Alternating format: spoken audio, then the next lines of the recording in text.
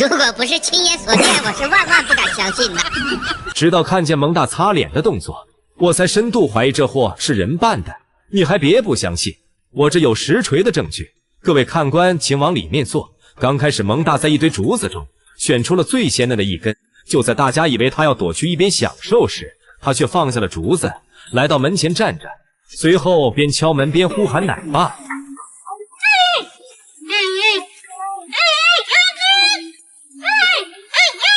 原来蒙大如此暖心，是想把最鲜嫩的竹子送给最爱他的人，但奶爸却还不知道缘由，迟迟没有过来开门。蒙大也没有灰心，加大了敲门的力度。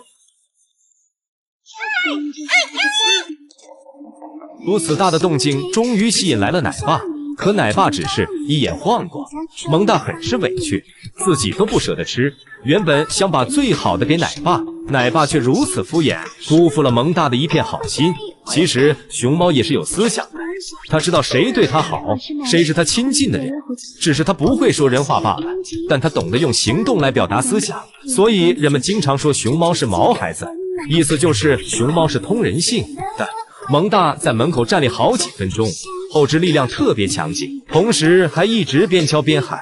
这种坚持不懈的精神值得大家学习，上天不负有心学。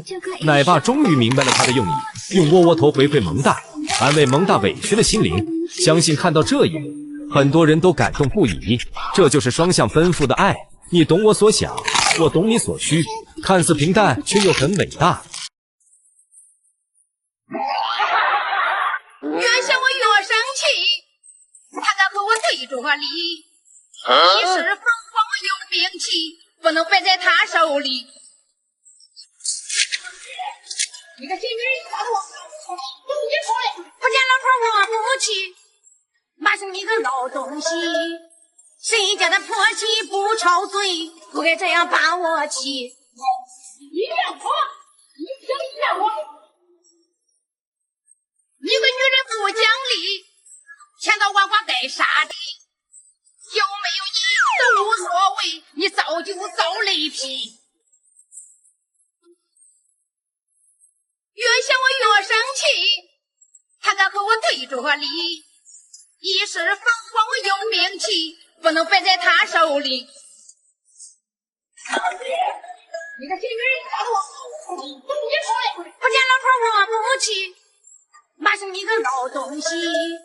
谁家的婆媳不吵嘴？嘿！究竟发生了什么？乐宝既然把门给拆了，事情还要从这里说起。视频中这是爱宝乐园，为了让爱宝和乐宝再次配对，所以奶爸给他们交换了场地，让他们熟悉彼此味道。哪知乐宝上班没多久就想敲门下班。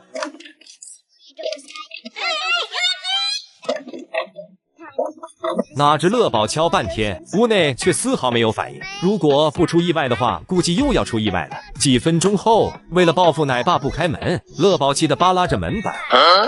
这使不得呀！据老夫观察来看，这块门板今天在劫难逃了。最终，这块门板还是被乐宝给扯了下来。这里乐宝是要干嘛？我知道了，他想把门板给藏起来，让奶爸找不到。好的。他正在找藏匿地点，可是他突然又往回走了。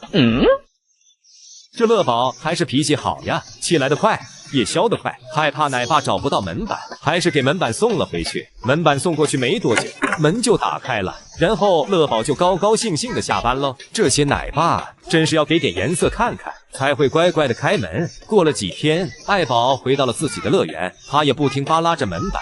特么的，你们真不愧是两夫妻呀！但从熊猫知识上来说，这门板上应该有了乐宝的味道，所以爱宝才会嫌弃，然后对其动手。可是他们的孩子福猪猪在同一地点也拆起了门板，这特么的，不是一家人不进一家门呀！这门迟早要被你一家拆坏。现在福宝又有了妹妹，等妹妹长大后，不知道这门还在不在，绝对不会送出国的4大显眼包。第一名，萌兰，世界破破烂烂，萌兰缝缝补补，阳光大男孩萌兰治愈身边万物，胖成球的麻雀，胆小的胖大海，以及所有喜欢他的粉丝们，都因为萌兰而愉悦着。